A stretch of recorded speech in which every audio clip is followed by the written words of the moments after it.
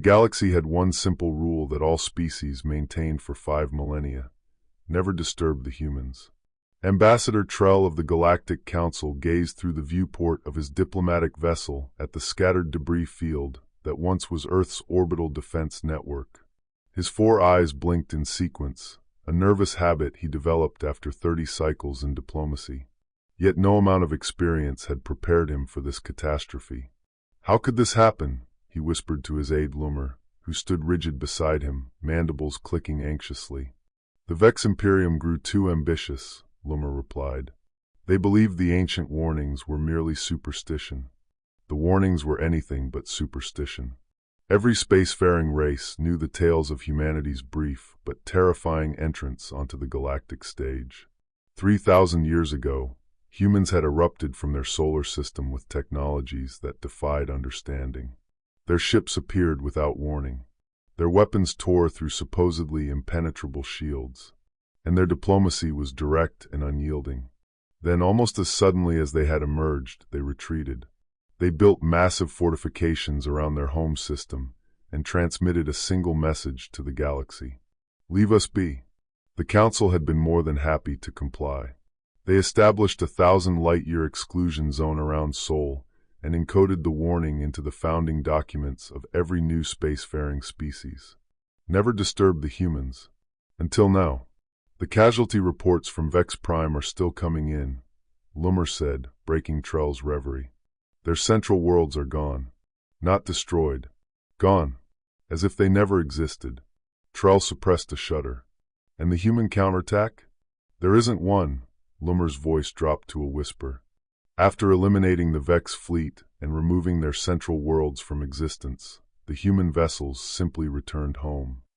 Their ship drifted closer to what remained of the Vex invasion force.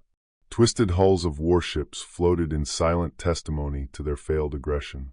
The Vex, a relatively young species with only 8 centuries of interstellar travel, had dismissed the ancient warnings.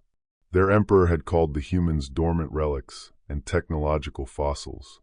Now their empire lay in ruins. "We've received a transmission," the communications officer announced, her scales shifting from blue to pale green with anxiety. "It's from Earth." The bridge fell silent. In 3,000 years, no human communication had been sent beyond their territory. "Put it through," Trell ordered, straightening his diplomatic robes. A holographic display materialized at the center of the bridge. A human appeared, bipedal, soft-skinned, with only 2 eyes.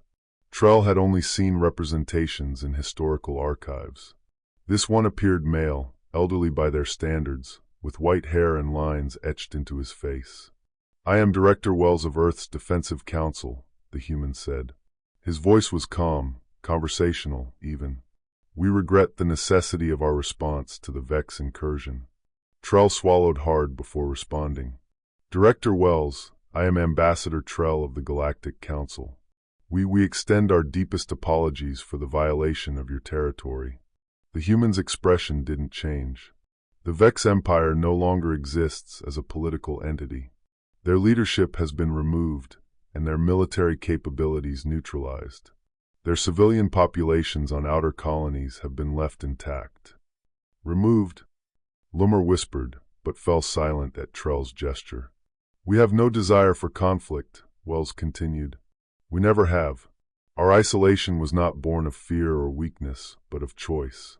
Humanity's path diverged from the rest of the galaxy long ago." "The Council has always respected your wishes," Trell assured him. "The Vex acted alone, against our strongest advisement." Wells nodded once.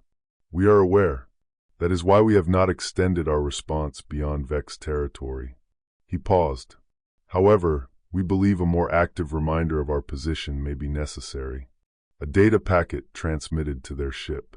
When the communications officer opened it, a projection of the galaxy appeared with a new boundary line drawn around human territory, 10 times larger than the previous exclusion zone. "This is our space now," Wells said simply. "We will not expand beyond it, but neither will we tolerate any incursion within it." Trell stared at the map in shock. The new boundary encompassed some of the richest trade routes and most resource-abundant regions in the sector. "But Director," he began. Those territories include worlds from 12 different species. They have 2 standard years to relocate, Wells replied without hesitation. We will provide technological assistance for their transition if requested. After that time, we will consider any remaining presence as hostile. Before Trell could protest further, Wells added, "This is not negotiable, Ambassador." The rule was simple. The Vex chose to break it. The consequences are regrettable, but necessary. The transmission ended, leaving the bridge in stunned silence.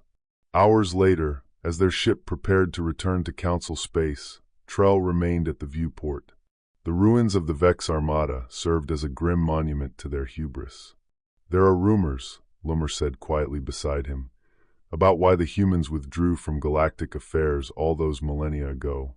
Some say they discovered something, technology, or perhaps knowledge, that changed them fundamentally." Trell nodded slowly. "Whatever they found, or became, it's clear they still wished to be left alone. And now we understand why the ancient council was so adamant about that rule." As their ship accelerated away from the Sol system, Trell drafted his report to the council. Its opening line would send shockwaves throughout galactic civilization. The humans have awakened, and they are exactly as the ancient warnings described. Not cruel, not expansionist, but something far more terrifying. They are utterly, impossibly beyond us. The rule had been simple. The Vex had broken it. Now their empire lay in ruins, and the galaxy trembled anew at the sleeping giant that had been so briefly, catastrophically disturbed.